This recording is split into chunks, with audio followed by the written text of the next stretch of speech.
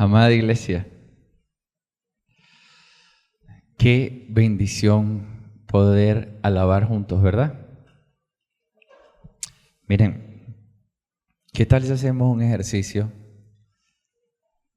y nos imaginamos un par de cositas nada más?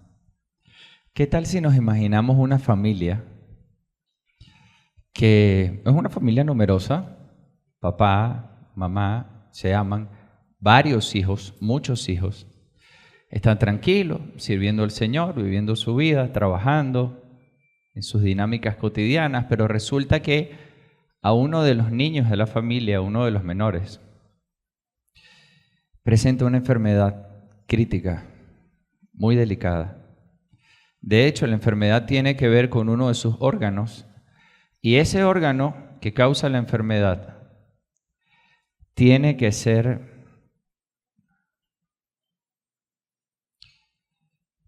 trasplantado. Necesita un trasplante porque es la única manera en la que se salve.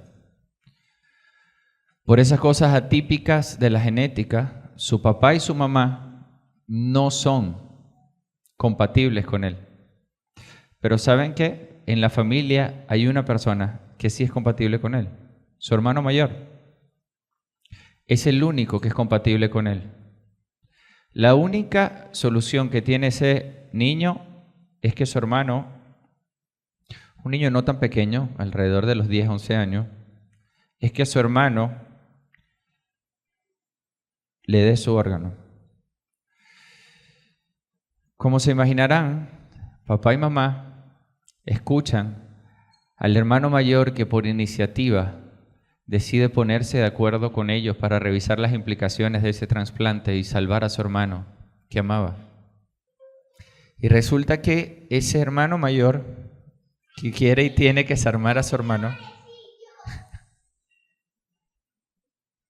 empieza a entrenar y tiene que someterse a un entrenamiento muy fuerte por alrededor de 3 años para que ese órgano esté en condiciones de ser trasplantado y para que esté en las condiciones que el niño necesitaba para recibirlo. Así fue. Tomaron la decisión, empezó a entrenar muy duro, alimentación, jornadas, rutinas, esfuerzo, sacrificio, amor, amor y más amor. Llegó el día, se ejecuta la operación, el niño recibe el órgano. ¿Se lo están imaginando conmigo? Y se salva. Sus hermanos, su papá, su mamá lo acompañaron en la rehabilitación, pero por alguna extraña razón, a pesar de que en menos de un año ya el asunto del órgano era cuestión del pasado, la actitud de este niño que ya encara los 13, 12 años, empieza a cambiar. Sin ninguna razón aparente, empieza a ser más distante en los compartires, más silencioso, empieza a mostrar una actitud gradual y sutilmente intransigente ante la opinión de quienes están en su entorno familiar. Él empieza a comportarse como si lo que acaba de pasar no hubiese pasado. Hermanos, indiferente. Indiferente es una palabra que describe muy bien la actitud que él empezó a asumir. Y una indiferencia que no es cualquier indiferencia. Es una indiferencia que sugiere olvidar que su vida fue salvada por esos con quien él estaba siendo indiferente. Una indiferencia letal. Y una indiferencia letal no solo es el título de nuestro sermón el día de hoy, sino es también parte importante del ejercicio que estamos haciendo, porque ¿saben qué? Aunque puede conmover nuestro corazón imaginarnos a este joven actuando así, después de lo que sus familiares, su hermano, su papá, su mamá hicieron por él, Muchas veces nosotros somos así con el Señor. Muchas veces tú y yo, lamentablemente, podemos asumir una indiferencia muy, pero muy peligrosa con el Señor. Una indiferencia letal. Por eso necesitamos que nos recuerden continuamente. Por eso necesitamos que nos ayuden. Por eso necesitamos concientizar la gravedad de esa indiferencia. Y sabes que la Biblia puede ayudarnos al respecto. De hecho, hoy recorreremos la manera en la que Dios mismo ha provisto cerrar, terminar. Cuando Dios pensó las palabras finales del libro más largo de toda la Biblia, el libro en esencia de alabanza y adoración, de oraciones, Él pensó en un texto que tú y yo vamos a poder recorrer hoy. El Salmo 150. Y yo quiero suplicarte conmigo que leas este texto con un corazón consciente de cuánto tú y yo necesitamos ser ayudados a recordar dónde debemos poner el enfoque para alejarnos tanto como podamos de esa indiferencia letal que nuestro cuerpo empuja continuamente a vivir. Leamos juntos la palabra del Señor. Salmo 150. Verso 1. Aleluya. Alaben a Dios en su santuario. Alábenlo en su majestuoso firmamento. Alaben a Dios por sus hechos poderosos. Alábenlo según la excelencia de su grandeza.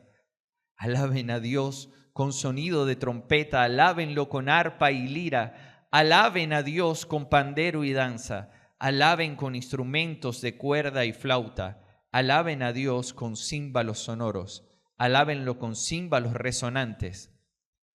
Todo lo que respira, alabe al Señor. Aleluya. Hermano, este texto no solo es maravilloso en sí mismo, sino que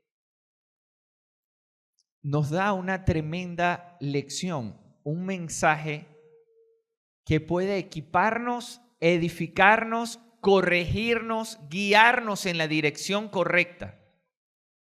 Puede sin duda alguna sanarnos de esa indiferencia que lamentablemente nos acompaña en ocasiones. Dios nos está enseñando algo muy relevante aquí. Y la enseñanza que tú y yo debemos tener más presente es la siguiente. Nuestra alabanza, la tuya y la mía, nuestra alabanza expresa cuánto amamos al Señor. Voy a repetírtelo. Nuestra alabanza expresa, entre muchas cosas, hermano, entre muchas cosas, nuestra alabanza expresa cuánto amamos al Señor. Y en términos de expresar, este texto nos educa en dos grandes bloques con dos ideas bastante claras. Una tiene que ver con expresar lo que sabemos, que tú y yo no podemos expresar algo que no sabemos en realidad. Expresar lo que sabemos, que lo vamos a estar viendo en el versículo 1 y 2. Y la otra tiene que ver con expresar con lo que tenemos. Créanme que hay mucho que aprender sobre expresar el amor que sentimos por Dios con lo que tenemos. Si es tu deseo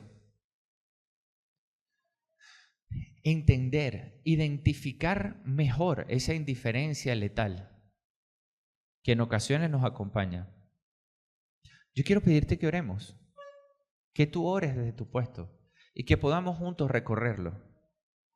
Vamos a pedirle al Señor que nos dé sabiduría y discernimiento para poder aprender y vivir mejor lo que Él nos está enseñando.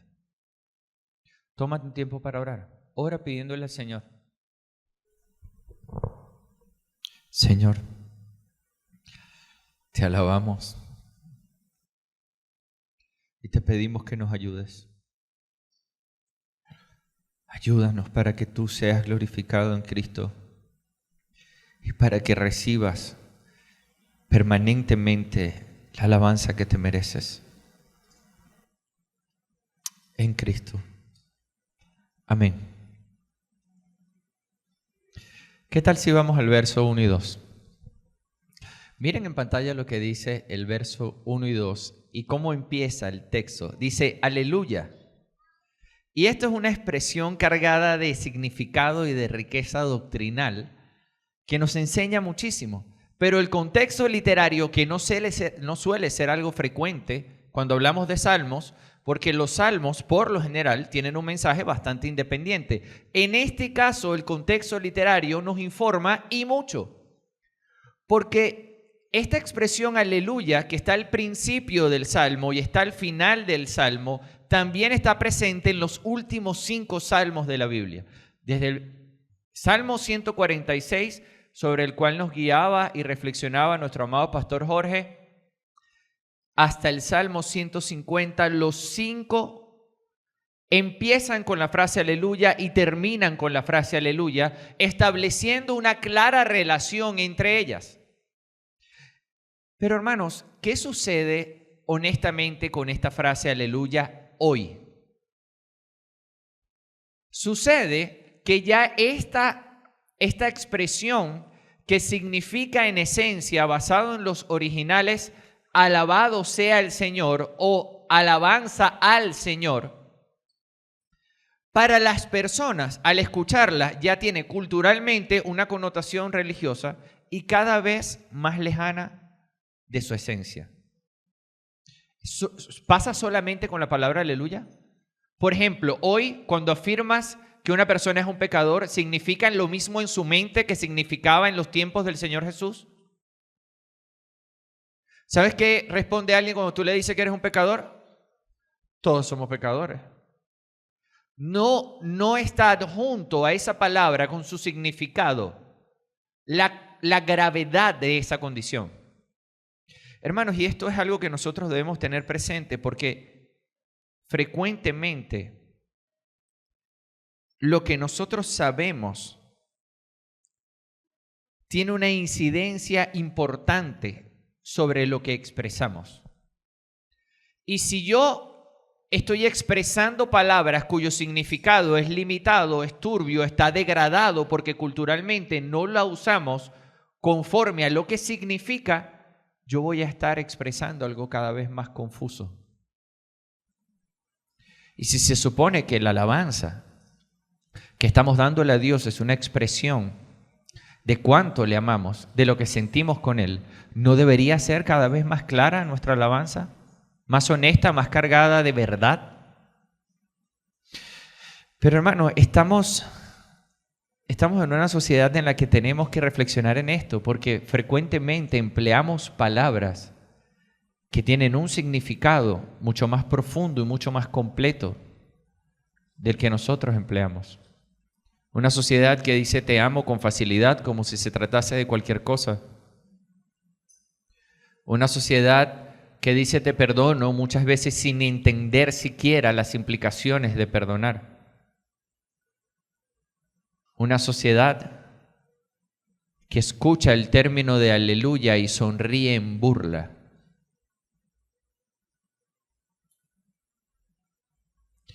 ¿Cuánto de esto hay en nuestros corazones? Es algo que debemos revisar. Sin duda. Pero vean lo que sigue diciendo. Porque esta parte del texto, en el versículo 1 y 2, nos da un en dónde debemos hacerlo, nos da un por y también nos da un según. Nos da una guianza sobre qué debemos saber. Habla sobre todo del contenido. ¿Cuál es el criterio con el que estamos presentando nuestra alabanza? Y vean lo primero que dice en su santuario y en su majestuoso firmamento. Y el contexto cultural nos ayuda porque el pueblo judío sabía perfectamente lo que vivió en el desierto con el sistema levítico. Sabían perfectamente lo que sucedió con el rey Salomón cuando terminó construyendo el templo que su papá, el rey David, anhelaba construir. Ellos sabían que el Señor había provisto un lugar para que ellos fuesen y se encontrasen con Él. Ahora, seamos francos. Cuando tú le preguntas a un creyente hoy, cuéntame, ¿cuál es ese templo? Con muy pocos días, aún te cuento que muchos que no necesariamente han entendido completamente lo que Cristo hizo por ellos, el templo somos nosotros.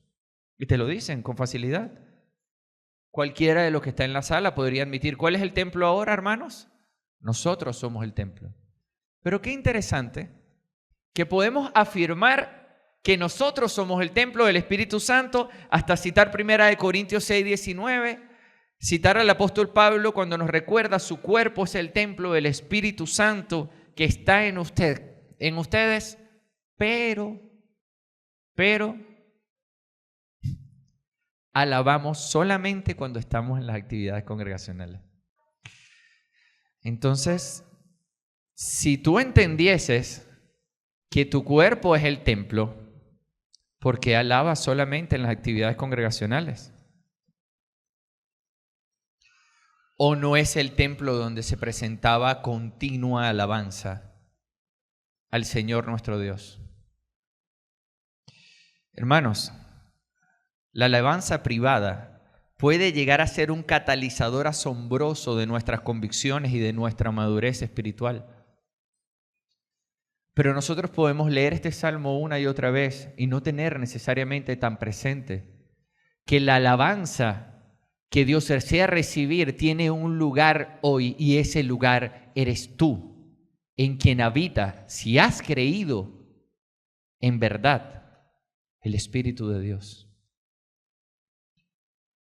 Podemos tú y yo examinarnos. ¿Estás alabando al Señor cuando nadie te ve? A ti que diriges un hogar, una familia, que formas parte de una comunidad, ¿estás promoviendo la alabanza entre ellos? ¿Te deleitas, lo disfrutas, lo buscas? Porque en términos de saber, el pasaje está hablando de ser conscientes de que es nuestro cuerpo. Es nuestro cuerpo un instrumento útil para alabarle. Continúa el texto diciendo un por. Y en este por nos provee una razón, un enfoque para alabarle. Vea que el texto dice, alaben a Dios por sus hechos poderosos. ¿Hay una razón por la que debemos alabar a Dios? Hay muchas, pero aquí también el contexto literario nos ayuda muchísimo. Porque el Salmo 146, el Salmo 147, el 148 y el 149 tienen un patrón común.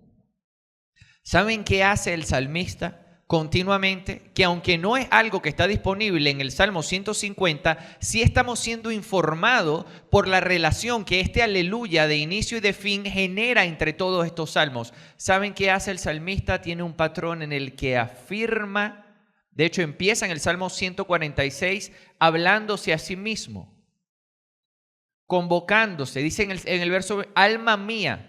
Después de expresar en el Salmo 146 ese llamamiento de su alma sobre la cual recientemente fuimos enseñados, ¿cómo se llamaba? ¿Hablarse a sí mismo? Soliloquio. Ok, cuando él empieza a hacer eso, después afirma y entrelaza las verdades de lo que Dios es y ha hecho con su alabanza. Repite el mismo patrón en el Salmo 147. En el Salmo 148, él está zigzagueando entre el deseo de exteriorizar con su corazón y con todo lo que tiene alabanzas al Señor basado en lo que Él es y en lo que Él ha hecho. Hermanos, la alabanza bíblica auténtica, apasionada, es el resultado natural de un corazón que sabe lo que Dios ha hecho por él. De un corazón que conoce lo que Dios ha hecho por él. Yo quiero suplicarte que reflexiones en función de esto. Porque ustedes se imaginan a el papá y la mamá de ese joven llegando a casa luego de haber armonizado algo tan complejo como salvarle la vida entrenando a su hijo mayor para que estuviese en las condiciones de darle el órgano que necesitaba a su hijo menor. Y cuando entra a la casa, el joven empieza a darle gracias por la ropa y la comida que ha recibido todos los días. Sí, gracias por la comida, gracias por la ropa, gracias por la comida, gracias por la ropa, gracias por la comida, gracias por la ropa. Y mientras más insiste en dar gracias por la ropa y por la comida con un corazón desconectado de la realidad de lo que recibió, lesiona el corazón de sus padres y su hermano porque muestra indiferencia a su sacrificio. ¿Está mal que dé gracias por la ropa y por la comida? Pero cuán distinto sería dar gracias por todos los detalles consciente de lo que papá, mamá y mi hermano son y de lo que me han dado. Y no estoy haciendo ninguna referencia. El Señor me aleje de estar hablando de un Dios trino simbolizado en un cuadro familiar. No es lo que estoy haciendo porque no es lo que la Biblia hace, pero sí estoy poniendo énfasis, hermano, en que muchas veces nosotros cantamos canciones, damos expresiones que son superficiales, que son distantes, que de hecho en la mayoría de los casos están basados en lo que yo he recibido, en lo que yo quiero hacer, en lo que yo quiero tener, en cómo me quiero sentir, pero que no tienen nada que ver con lo que Él es y con lo que Él ha hecho, con la gloria que Él merece recibir en nuestra alabanza. Hermanos, es por sus hechos poderosos por lo que lo alabamos, no por los nuestros. Lamento tener que reconocer que estoy completamente de acuerdo con una afirmación que el pastor Paul Washer hace cuando dice que en ocasiones el domingo es el día de mayor idolatría en el mundo, porque las personas pueden estar alabando a un Dios que se inventaron conforme a sus deseos y apetitos, a un Dios que no es el Dios de la Biblia, a un Cristo que no es nuestro Salvador. Cuando tú y yo alabamos, ¿a quién estamos alabando? ¿Es la alabanza solo decir, cantar o expresar cosas que creo que tengo que cantar, expresar porque otros lo hacen? ¿Sabes? Aquí el texto no solo nos está convocando a alabar en intimidad, tanto como lo hacemos congregacionalmente hablando. Aquí el texto no solo nos está invitando a considerar que el enfoque de nuestra alabanza es su gloria, es su grandeza, es lo que Él ha hecho, es ese Dios que conocemos y amamos. Y la expresión natural, apasionada, desbordante de alabanza es la de un corazón que ha sido cautivado por el amor de lo que Cristo ha hecho. Pero no solo está diciéndonos en qué y por qué, nos está diciendo también según qué. Miren lo que dice el texto. Dice según la excelencia de su grandeza. Es que nada más la frase en sí misma es riquísima. Es muy rica. ¿Cuál es la excelencia de su grandeza con la que nosotros tenemos que alabarle. O a veces ayuda mucho la comprensión por contraste. Porque, corrígeme si me equivoco, pero el texto no dice según el virtuosismo de los músicos. Y si los músicos suenan fantástico y son muy hábiles en la batería, en la guitarra, en el piano, entonces ahí sí hay música con excelencia. ¿Cuántos músicos de los grupos de alabanza hemos escuchado buscando la excelencia a través del virtuosismo que suena inmaculado, suena, wow, que ese arreglo, y mueve y me eleva? ¿Es según eso que el texto está diciendo? ¿Es según el virtuosismo de los músicos? ¿O dice según el agrado de los creyentes? ¿Dice el texto según el agrado de los creyentes? No, pastor, es que esa canción a mí no me lleva a la presencia. Esas canciones no me llevan a la presencia, porque es que a mí me gusta más la música que es un poquito más. Ya cuando hay flauta, yo siento que no, es que violín no, porque si hay violín, yo siento que estoy en un funeral. Yo no puedo.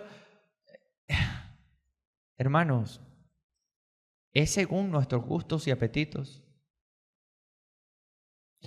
¿O qué tal este? Y yo sé que esto va a ser transmitido en línea. Y yo sé que esto no va a sonar tan cómodo para muchos, pero el texto tampoco dice conforme a los estándares de la cultura cristiana de turno. Entonces, si yo soy pentecostal, alabo con las músicas que alaban los pentecostales. Si yo soy bautista, yo puros salmos e himnos que suenen, porque esos sí son solemnes, esos sí nos conectan con la presencia de Dios. Aquellos son del diablo. Tenemos que ser muy cuidadosos, hermanos, con poner formas, con poner estándares, con darle una divinidad a los géneros musicales que la Biblia no da. ¿Es real que nosotros debemos considerar esas formas? Es totalmente cierto, y es tan cierto que la mayoría de este salmo invierte en explicar las formas. Vamos a aprender al respecto. Pero entendamos que el según que determina este pasaje no tiene que ver con nuestros apetitos musicales. No tiene que ver con el virtuosismo de los músicos y mucho menos tiene que ver con la música que está de moda en el cristianismo. Nosotros vivimos la época de Hillsong. ¿Se acuerdan? Donde parecía que las canciones de Hillsong eran las que esas sí llevaban a la presencia de Dios a las personas. Después vivimos muchas otras corrientes y la idea no es, hermanos, no pongamos el foco de atención sobre la alabanza donde la Biblia no nos está mandando a ponerlo. Hay uno solo que es digno de que nuestro foco esté completamente en él. Este texto lo dice, nuestra alabanza es según las excelencias de su grandeza. Ah, pastor. Entonces, yo tengo mucho que reflexionar. Y yo quiero que tú entiendas que existe una relación clara. Pastor, si yo entonces no tengo que poner el peso sobre el género principalmente, pero sí hay cosas que aprender sobre los ritmos y sobre las formas de las que vamos a hablar ahorita, entonces, ¿qué es lo que debo considerar? Con respecto a saber qué es lo que debo considerar, ¿qué tal si te doy una ilustración y hacemos un ejercicio rapidito? ¿Cómo te sientes tú cuando alguien que no te conoce, pero que está siendo beneficiado por cosas que tú estás haciendo, no se relaciona contigo, pero él está siendo favorecido por cosas que tú haces en tu trabajo o en donde tú estés, y se acerca a ti y empieza a adularte? ¿Cómo te hace sentir eso? Supongamos que tú tienes un cargo de relieve en una empresa y esa persona está siendo favorecida por las medidas que tú estás tomando y esa persona no se relaciona contigo pudiendo, no muestra ningún interés, que él está afirmando que en su criterio son un montón de adjetivos calificativos buenos y positivos que honestamente aplicarían a cualquiera, pero te las dice a ti, porque es que él está agradecido. ¿Cómo te haría sentir eso? Naturalmente raro. Pero hermano, es tan inapropiado que alguien que no te conoce, que no se relacione contigo, te tienda la trampa, dice el proverbio, de adularte, como lo que nosotros hacemos con el Señor cuando pretendemos alabarlo sin conocerlo. Se trata de que tú le des gracias porque te perdonó, repitiendo como un loro lo que una canción u otro creyente dice, o tú en tu corazón entiendes las implicaciones de que Él te haya perdonado y te sientes perdonado, porque sabes que este perdón no es una frase más en el vocabulario cristiano, es la realidad de cómo Dios, a ti y a mí, que éramos culpables en nuestros delitos y pecados, tomó la decisión de enviar a su Hijo, cuya vida perfecta sirvió de intercambio para que Él tomara nuestro lugar, recibiera toda la furia de la sanción que tú y yo merecíamos y al reemplazarnos nos permitiera a nosotros ser tratados como inocentes, porque Dios lo trató a Él como el peor de los culpables. Ayer en el plan de lectura recorríamos Isaías 53. No hay manera de describir la manera en la que ese texto proyecta el sacrificio que Cristo viviría para salvarnos. Cuando tu corazón está impregnado de eso, ¿crees que puedes evitar alabarlo? De la abundancia del corazón, no puedes.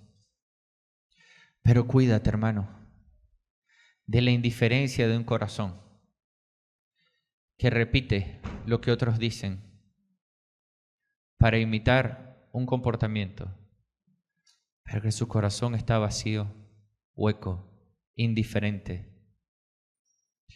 Porque esa indiferencia de no saber, de no valorar, de no comprender lo único que puede salvarte, no es cualquier indiferencia. Es una indiferencia letal. Ahí hay riesgos importantes de vida o muerte. Yo te recomiendo, no sigas siendo indiferente. Profundiza en la verdad, busca a tu Señor, conócele, anhela una relación con Él en Cristo gracias a lo que Él ha hecho conforme a sus excelencias, a las maravillas de su misericordia a nuestro favor. Hermanos, nuestra alabanza expresa cuánto amamos al Señor.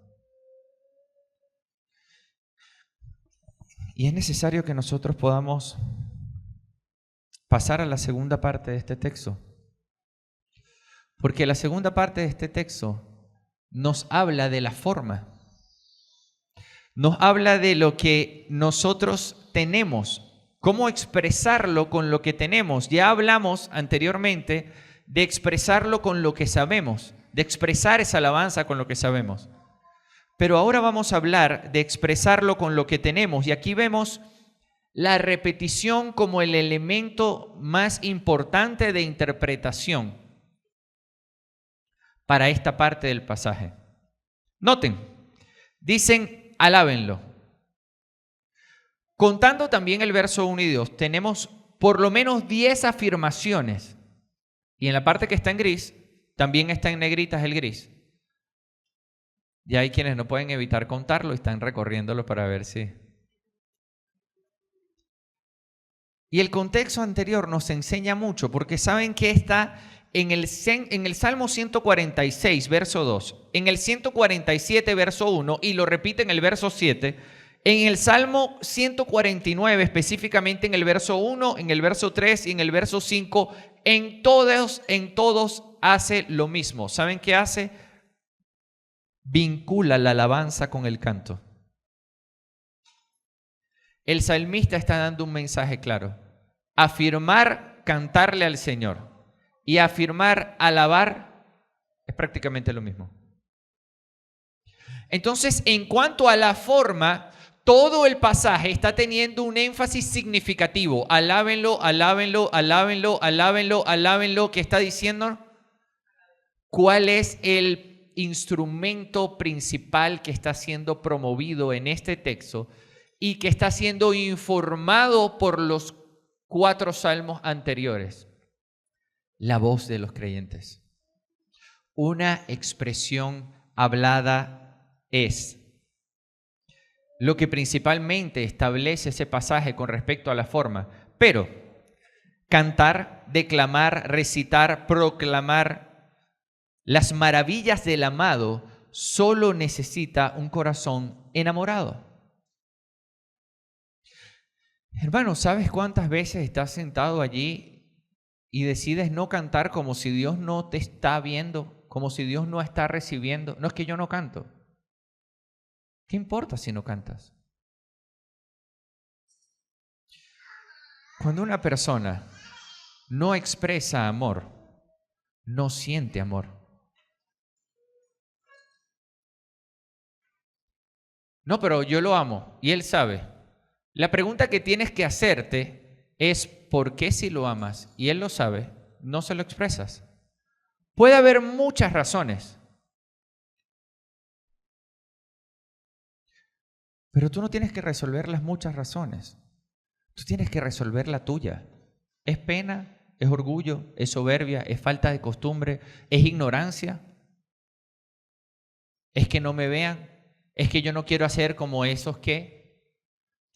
Importa muy poco. ¿Cuáles son las formas que están disponibles y que te frenan en la tierra? Importa mucho más cuánto Él es digno de ser alabado. Cuestiona tu actitud, hermano, y tu limitada disposición de expresar con tu voz cuánto le amas y agradeces el privilegio de conocerle. Ten presente algo. En Hechos capítulo 16, verso 25, ¿cuál era el instrumento que tenían Pablo y Silas cuando estaban cantando en medio de los presos? ¿Dios recibió con agrado? Créanme cuando les digo que hoy tenemos mucho más oportunidades de apoyarnos en instrumentos, en celular, en música. Quizás es eso lo que más nos ha saboteado. Alábale. Alábale con tu voz cada vez que puedas. Y es curioso saber, hermanos, que nosotros muchas veces no hacemos el ejercicio de cómo le alabaríamos si Él estuviese presente. Pero si Él no es quien está presente cuando tú estás alabando, la pregunta inmediata es, ¿a quién estás alabando? Entonces, si tu postura es indiferente, ahí como que sí, ¿tendrías esa postura si Él estuviese frente a ti? ¿Qué te hace pensar que no lo está? Hermanos, además de repetir el alabar, hay otra expresión que también está frecuente, el con. ¿Lo vieron? Con. ¿Y a qué con? Refiriéndose al cómo debemos hacerlo apunta. Bueno, apunta a los instrumentos. Revisando aquí mínimo, hay 7 instrumentos claros. ¿Los ven ahí en pantalla? Cuando uno señala cuáles son los instrumentos que está siendo señalado, vemos por lo menos 7 instrumentos musicales que están allí. Vean, está arpa, lira, trompeta, pandero, cuerda, flauta, címbalos.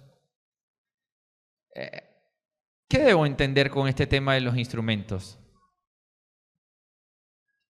¿Qué debo pensar? ¿El Señor desea ser exaltado con música, con instrumentos?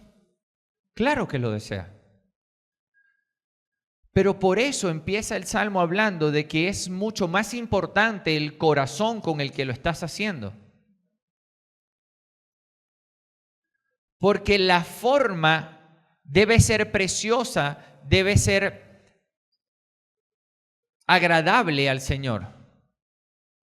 Sí, y solo sí, está informada por la verdad.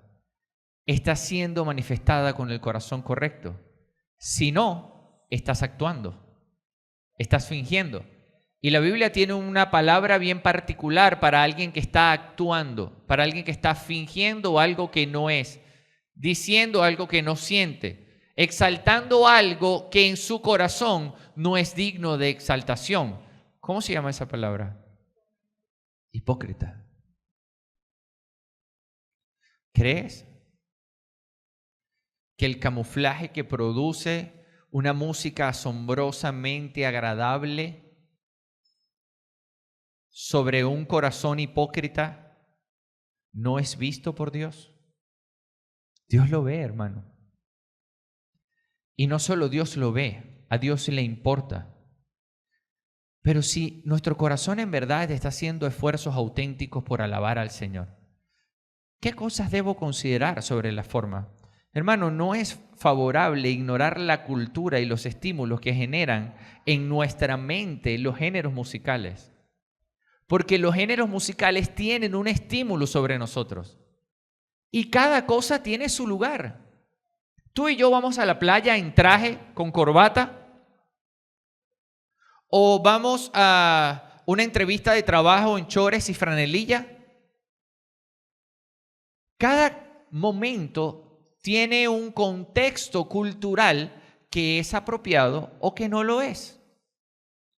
Nosotros podemos alabar al Señor con cualquier tipo de música, pero, hermano, cuando nosotros estamos reunidos congregacionalmente hablando, cuando hay un carácter formal, ordenado, solemne, es la palabra más propicia, ¿no deberíamos intentar vestirnos de una música coherente con eso? Aquí estábamos celebrando el cumpleaños hace pocos días de nuestra amada Francia en una iglesia en casa conjunta. Y teníamos música puesta de cantantes que cantan un género un poco más alegre, canciones con letras cristianas, con principios y valores apropiados. ¿Hay lugar para eso? Sí, totalmente natural. Ahora estamos reunidos como congregación y nuestro foco principal es poner en la máxima altura las letras, el contenido, ¿qué tipo de género deberíamos utilizar? ¿Uno que estimule nuestra carne y que nos haga sentir bien a nosotros? ¿O uno que favorezca nuestro criterio? Y sí, hermanos, es culturalmente un asunto de contraste. Romanos 14 lo está afirmando cuando habla de que nosotros debemos tener consideración en esto, en cómo significa para nosotros, qué estimula para nosotros esos géneros musicales. Vean esta ilustración. Si fuesen dos iglesias, una ubicada en las zonas, en las grandes sabanas de África y otra ubicada en una población indígena en la selva amazónica, los géneros musicales con los que ellos están familiarizados y con los que, si se enamoran de lo que Dios ha hecho por ellos en Cristo, quisieran manifestarle su afecto, su alabanza, ¿serían los mismos géneros musicales? Entonces, ¿dónde queda el que no, pero es que uno está bien y el otro está mal? Este sí es solemne y este no. La solemnidad de ese género musical tiene mucho que ver con qué representa para nosotros la mejor forma, la expresión más solemne al Dios que adoramos. Pero qué interesante, si Dios quisiera mostrarnos cuál es la música original con la que se escribieron todos los salmos, Dios tiene el poder para hacerlo, ¿sí o no? ¿Será?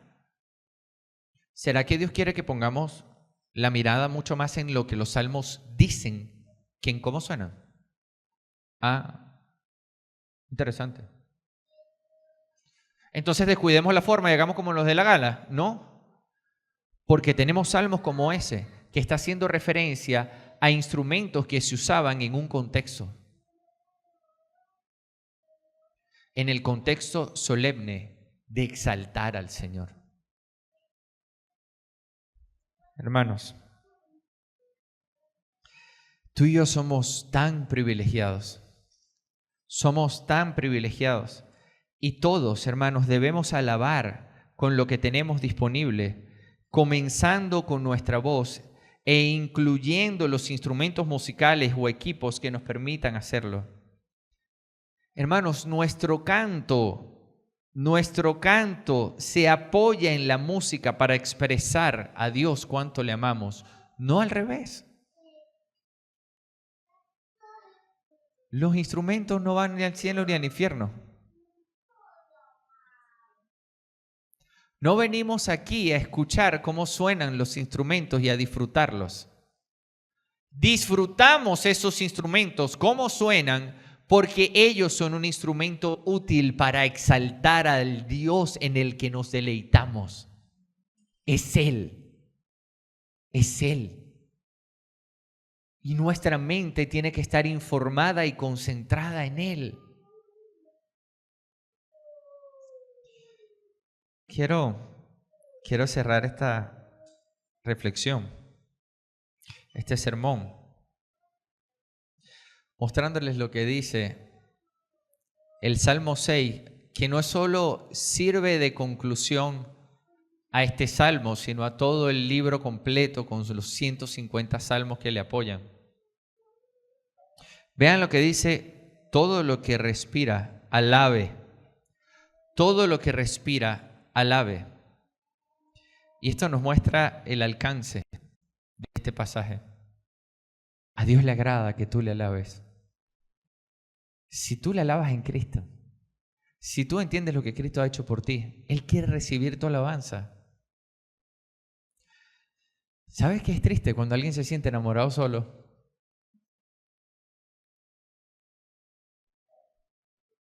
Cuando alguien se sienta que se esfuerza por tratar de mostrarte cuánto te ama y sigue intentando convencerte para mostrarte cuánto te ama y sigue siendo paciente contigo y te perdona una y otra vez y sigue y sigue y sigue y sigue, y tú y yo le mostramos indiferencia. No hagamos eso con el Señor. Alábale con todo tu ser, cada vez que puedas y en todo tiempo. Cuando una persona está enamorada de Dios, su vida es un claro reflejo de cuánto le ama. Yo no te estoy diciendo que seas imprudente, que estés en una reunión de trabajo y el jefe te diga que sí, tú te pares y alábalo. No, hermano, no seas imprudente. Yo no estoy diciendo que yo no lo haya hecho, yo estoy diciendo que no lo hagas tú. Yo lo que te estoy diciendo es que cuando tú expresas, cuando nuestra alabanza expresa amor a Dios, esa alabanza se nota, se ve en la gente cuando están enamoradas del Señor o cuando no. Éxodo, capítulo 20, versos del 1 al 6. ¿Han escuchado lo que dice Éxodo? ¿Recuerdan los 10 mandamientos?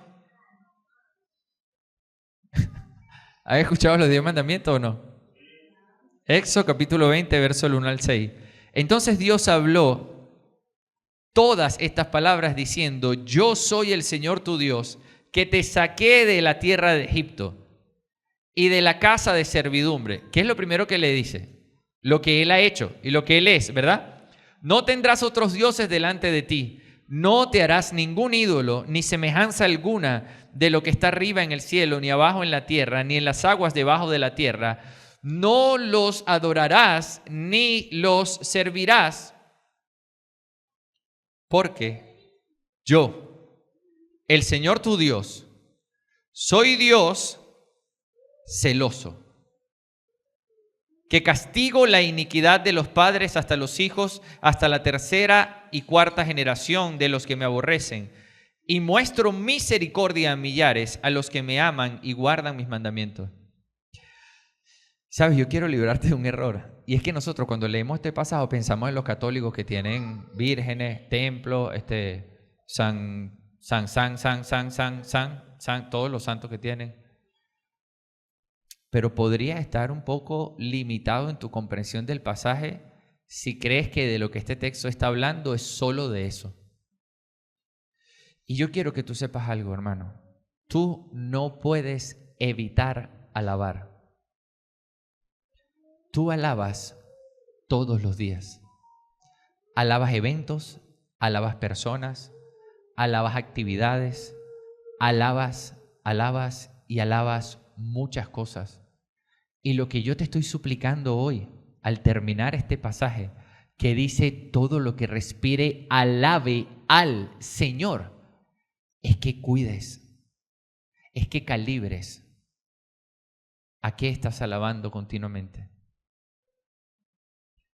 Mira a tu seguidor, las personas que tú sigues, las personas que tú sigues, tus favoritos, tus influencers favoritos, tus políticos que te esperanzan. Yo no sé lo que va a pasar en Venezuela, pero te aseguro que la solución de Venezuela no es ni Trump ni Maduro. Y ya este ciclo lo hemos repetido muchas veces.